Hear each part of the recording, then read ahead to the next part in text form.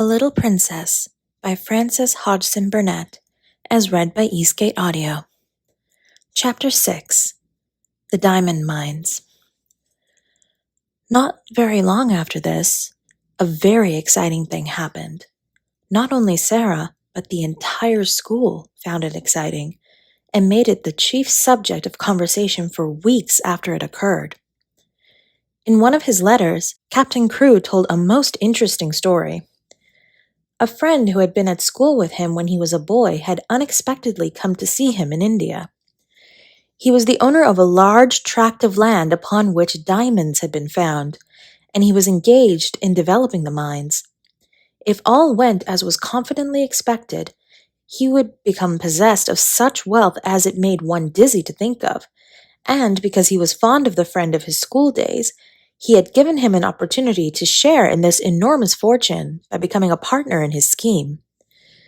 This, at least, was what Sarah gathered from his letters. It is true that any other business scheme, however magnificent, would have had but small attraction for her or for the schoolroom, but diamond mines sounded so like the Arabian Nights that no one could be indifferent. Sarah thought them enchanting and painted pictures for Ermengarde and Lottie of labyrinthine passages in the bowels of the earth, where sparkling stones studded the walls and roofs and ceilings, and strange dark men dug them out with heavy picks. Ermengarde delighted in the story, and Lottie insisted on its being retold to her every evening.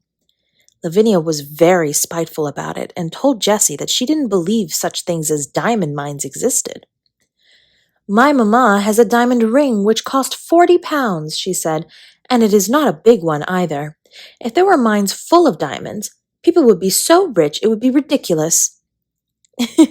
"Perhaps Sarah will be so rich that she will be ridiculous," giggled Jessie. "She's ridiculous without being rich," Lavinia sniffed. "I believe you hate her," said Jessie. "No, I don't," snapped Lavinia, "but I don't believe in mines full of diamonds." "Well, people have to get them from somewhere," said Jessie. "Lavinia," with a new giggle, "what do you think Gertrude says?" "I don't know, I'm sure, and I don't care if it's something more about that everlasting Sarah." "Well, it is. One of her pretends is that she is a princess. She plays it all the time, even in school. She says it makes her learn her lessons better. She wants Ermengarde to be one too, but Ermengarde says she is too fat." "She is too fat," said Lavinia, "and Sarah is too thin." Naturally, Jessie giggled again. "She says it has nothing to do with what you look like or what you have. It has only to do with what you think of and what you do." "I suppose she thinks she could be a princess if she were a beggar," said Lavinia. "Let us begin to call her Your Royal Highness." Lessons for the day were over, and they were sitting before the schoolroom fire, enjoying the time they liked best. It was the time when Miss Minchin and Miss Amelia were taking their tea in the sitting room sacred to themselves. At this hour, a great deal of talking was done, and a great many interests changed hands, particularly if the younger pupils behaved themselves well, and did not squabble or run about noisily, which it must be confessed they usually did. When they made an uproar, the older girls usually interfered with scolding and shakes. They were expected to keep order, and there was danger that if they did not, Miss Minchin or Miss Amelia would appear and put an end to festivities. Even as Lavinia spoke, the door opened, and Sarah entered with Lottie, whose habit was to trot everywhere after her, like a little dog. "There she is with that horrid child!" exclaimed Lavinia in a whisper. "If she's so fond of her, why doesn't she keep her in her own room? She will begin howling about something in 5 minutes." It happened that Lottie had been seized with a sudden desire to play in the schoolroom, and had begged her adopted parents to come with her. She joined a group of little ones who were playing in a corner. Sarah curled herself up in the window seat, opened a book, and began to read. It was a book about the French Revolution, and she was soon lost in a harrowing picture of the prisoners in the Bastille, men who had spent so many years in dungeons that when they were dragged out by those who rescued them, their long gray hair and beards almost hid their faces, and they had forgotten that an outside world existed at all, and were like beings in a dream. She was so far away from the schoolroom that it was not agreeable to be dragged back suddenly by a howl from Lottie. Never did she find anything so difficult as to keep herself from losing her temper when she was suddenly disturbed while absorbed in a book. People who are fond of books know the feeling of irritation which sweeps over them at such a moment. The temptation to be unreasonable and snappish is one not easy to manage. "It makes me feel as if someone had hit me," Sarah had told Ermengarde once in confidence. "And as if I want to hit back. I have to remember things quickly to keep from saying something ill-tempered." She had to remember things quickly when she laid her book on the window seat and jumped down from her comfortable corner. Lottie had been sliding across the schoolroom floor and, having first irritated Lavinia and Jessie by making a noise, had ended by falling down and hurting her fat knee. She was screaming and dancing up and down in the midst of a group of friends and enemies who were alternately coaxing and scolding her. "Stop this minute, you crybaby! Stop this minute!" Lavinia commanded. "I'm not a crybaby! I'm not!" wailed Lottie. "Sarah! Sarah!" "If she doesn't stop, Miss Minchin will hear her," cried Jessie. "Lottie, darling, I'll give you a penny." "I don't want your penny," sobbed Lottie, and she looked down at the fat knee, and seeing a drop of blood on it, burst forth again. Sarah flew across the room and, kneeling down, put her arms around her. "Now, Lottie," she said. "Now, Lottie, you promised Sarah." "She said I was a crybaby," wept Lottie. Sarah patted her, but spoke in the steady voice Lottie knew. "But if you cry, you will be one, Lottie pet.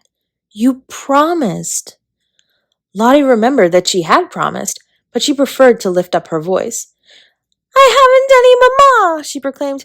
"I haven't a bit of mamma." "Yes, you have," said Sarah cheerfully. "Have you forgotten? Don't you know that Sarah is your mamma? Don't you want Sarah for your mamma?" Lottie cuddled up to her with a consoled sniff. "Come and sit in the window seat with me," Sarah went on, "and I'll whisper a story to you." "Will you?" whimpered Lottie. "Will you tell me about the diamond mines?" "The diamond mines?" broke out Lavinia. "Nasty little spoiled thing! I should like to slap her!" Sarah got up quickly on her feet. It must be remembered that she had been very deeply absorbed in the book about the Bastille, and she had had to recall several things rapidly when she realized that she must go and take care of her adopted child. She was not an angel, and she was not fond of Lavinia. "Well," she said with some fire, "I should like to slap you, but I don't want to slap you," restraining herself. "At least, I both want to slap you, and I should like to slap you, but I won't slap you. We are not little gutter children. We are both old enough to know better." Here was Lavinia's opportunity. "Ah, yes, your Royal Highness," she said. "We are princesses, I believe. At least one of us is. The school ought to be very fashionable now Miss Minchin has a princess for a pupil." Sarah started toward her. She looked as if she were going to box her ears. Perhaps she was. Her trick of pretending things was the joy of her life. She never spoke of it to girls she was not fond of. Her new pretend about being a princess was very near to her heart, and she was shy and sensitive about it. She had meant it to be rather a secret, and here was Lavinia deriding it before nearly all the school. She felt the blood rush up into her face and tingle in her ears. She only just saved herself. If you were a princess, you did not fly into rages. Her hand dropped, and she stood quite still a moment. When she spoke, it was in a quiet, steady voice. She held her head up, and everybody listened to her. "It's true," she said. "Sometimes I do pretend I am a princess. I pretend I am a princess so that I can try and behave like one." Lavinia could not think of exactly the right thing to say. Several times she had found that she could not think of a satisfactory reply when she was dealing with Sarah. The reason for this was that somehow the rest always seemed to be vaguely in sympathy with her opponent. She saw now that they were pricking up their ears interestedly. The truth was, they liked princesses, and they all hoped they might hear something more definite about this one, and drew near Sarah accordingly. Lavinia could only invent one remark, and it fell rather flat. "Dear me," she said, "I hope when you ascend the throne you won't forget us." "I won't," said Sarah, and she did not utter another word but stood quite still and stared at her steadily as she saw her take Jessie's arm and turn away. After this, the girls who were jealous of her used to speak of her as Princess Sarah whenever they wished to be particularly disdainful, and those who were fond of her gave her the name among themselves as a term of affection. No one called her Princess instead of Sarah, but her adorers were much pleased with the picturesqueness and grandeur of the title, and Miss Minchin, hearing of it, mentioned it more than once to visiting parents, feeling that it rather suggested a sort of royal boarding school. To Becky, it seemed the most appropriate thing in the world. The acquaintance begun on the foggy afternoon when she had jumped up terrified from her sleep in the comfortable chair, had ripened and grown, though it must be confessed that Miss Minchin and Miss Amelia knew very little about it. They were aware that Sarah was kind to the scullery maid, but they knew nothing of certain delightful moments snatched perilously when, the upstairs rooms being set in order with lightning rapidity, Sarah's sitting room was reached, and the heavy coal box set down with a sigh of joy. At such times, stories were told by installments. Things of a satisfying nature were either produced and eaten, or hastily tucked into pockets to be disposed of at night, when Becky went upstairs to her attic to bed. "But I has to eat them careful, miss," she said once, "'cause if I leave crumbs, the rats come out to get 'em." "Rats!" exclaimed Sarah in horror. "Are there rats here?" "Lots of 'em, miss," Becky answered in quite a matter-of-fact manner. "There mostly is rats and mice in attics. You get used to the noises they make scuttling about. I've got so I don't mind 'em as long as they don't run over my pillow." "Ugh!" said Sarah. "You gets used to anything after a bit," said Becky. "You have to, miss, if you're born a scullery maid. I'd rather have rats than cockroaches." "So would I," said Sarah. "I suppose you might make friends with a rat in time, but I don't believe I should like to make friends with a cockroach." Sometimes Becky did not dare to spend more than a few minutes in the bright, warm room, and when this was the case, perhaps only a few words could be exchanged, and a small purchase slipped into the old-fashioned pocket Becky carried under her dress skirt, tied around her waist with a band of tape. The search for and discovery of satisfying things to eat which could be packed into small compass added a new interest to Sarah's existence. When she drove or walked out, she used to look into shop windows eagerly. The first time it occurred to her to bring home 2 or 3 little meat pies, she felt that she had hit upon a discovery. When she exhibited them, Becky's eyes quite sparkled. "Oh, miss," she murmured, "them will be nice and fillin'. It's filliness that's best. Sponge cake's an heavenly thing, but it melts away like, if you understand, miss, these'll just stay in your stomach." "Well," hesitated Sarah, "I don't think it would be good if they stayed always, but I do believe they will be satisfying." They were satisfying, and so were beef sandwiches bought at a cook shop, and so were rolls and bologna sausage. In time, Becky began to lose her hungry, tired feeling, and the coal box did not seem so unbearably heavy. However heavy it was, and whatever the temper of the cook, and the hardness of the work heaped upon her shoulders, she had always the chance of the afternoon to look forward to, the chance that Miss Sarah would be able to be in her sitting room. In fact, the mere seeing of Miss Sarah would have been enough without meat pies. If there was time only for a few words, they were always friendly, merry words that put heart into one, and if there was time for more, then there was an installment of a story to be told, or some other thing one remembered afterward, and sometimes lay awake in one's bed in the attic to think over. Sarah, who was only doing what she unconsciously liked better than anything else, nature having made her for a giver, had not the least idea what she meant to poor Becky, and how wonderful a benefactor she seemed. If nature has made you for a giver, your hands are borne open, and so is your heart. And though there may be times when your hands are empty, your heart is always full, and you can give things out of that. Warm things, kind things, sweet things, help and comfort and laughter. And sometimes, gay, kind laughter is the best help of all. Becky had scarcely known what laughter was through all her poor little hard-driven life. Sarah made her laugh and laughed with her, and though neither of them quite knew it, the laughter was as filling as the meat pies. A few weeks before Sarah's 11th birthday, a letter came to her from her father, which did not seem to be written in such boyish high spirits as usual. He was not very well and was evidently overweighted by the business connected with the diamond mines. "You see, little Sarah," he wrote, "your daddy is not a businessman at all, and figures and documents bother him. He does not really understand them, and all this seems so enormous. Perhaps if I was not feverish, I should not be awake, tossing about one half the night and spend the other half in troublesome dreams. If my little missus were here, I dare say she would give me some solemn good advice. You would, wouldn't you, little missus?" One of his many jokes had been to call her his little missus, because she had such an old-fashioned air. He had made wonderful preparations for her birthday. Among other things, a new doll had been ordered in Paris, and her wardrobe was to be indeed a marvel of splendid perfection. When she had replied to the letter asking her if the doll would be an acceptable present, Sarah had been very quaint. "I am getting very old," she wrote. "You see, I shall never live to have another doll given me.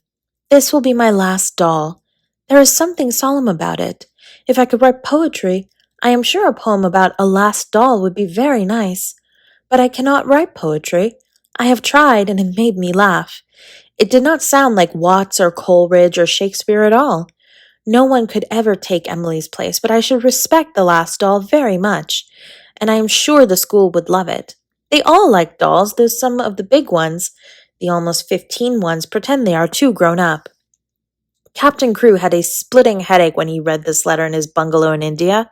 The table before him was heaped with papers and letters which were alarming him and filling him with anxious dread, but he laughed as he had not laughed for weeks. "Oh," he said, "she's better fun every year she lives. God grant this business may right itself and leave me free to run home and see her. What I wouldn't give to have her little arms round my neck this minute. What wouldn't I give?"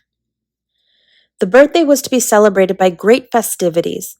The schoolroom was to be decorated, and there was to be a party. The boxes containing the presents were to be opened with great ceremony, and there was to be a glittering feast spread in Miss Minchin's sacred room. When the day arrived, the whole house was in a whirl of excitement. How the morning passed nobody quite knew, because there seemed such preparations to be made. The schoolroom was being decked with garlands of holly, the desks had been moved away, and red covers had been put on the forms which were arrayed around the room against the wall. When Sarah went into her sitting room in the morning, she found on the table a small dumpy package tied up in a piece of brown paper. She knew it was a present, and she thought she could guess whom it came from. She opened it quite tenderly. It was a square pincushion, made of not quite clean red flannel, and black pins had been stuck carefully into it to form the words, "Many happy returns."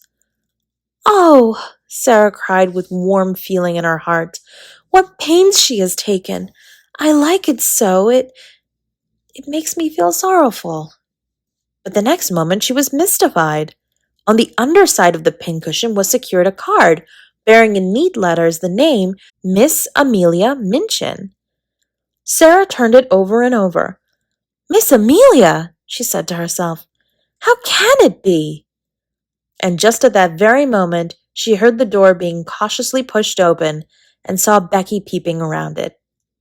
There was an affectionate, happy grin on her face, and she shuffled forward and stood nervously pulling at her fingers. "Do you like it, Miss Sarah?" she said. "Do ya?" "Like it?" cried Sarah. "You darling Becky, you made it all yourself." Becky gave a hysteric but joyful sniff, and her eyes looked quite moist with delight. "It ain't nothin' but flannin, and the flannin ain't new, but I wanted to give you something, and I made it of nights. I knew you could pretend it was satin with diamond pins in. I tried to when I was making it. The card, miss," rather doubtfully. "'Twarn't wrong of me to pick it up out of the dustbin, was it? Miss Melia had thrown it away. I hadn't no card of my own, and I knowed it wouldn't be a proper present if I didn't pin a card on, so A pin Miss Melia's. Sarah flew at her and hugged her. She could not have told herself or anyone else why there was a lump in her throat. "Oh, Becky," she cried out with a queer little laugh. "I love you, Becky. I do. "Oh, miss," breathed Becky. "Thank you, miss, kindly. It ain't good enough for that. The flannin wasn't new."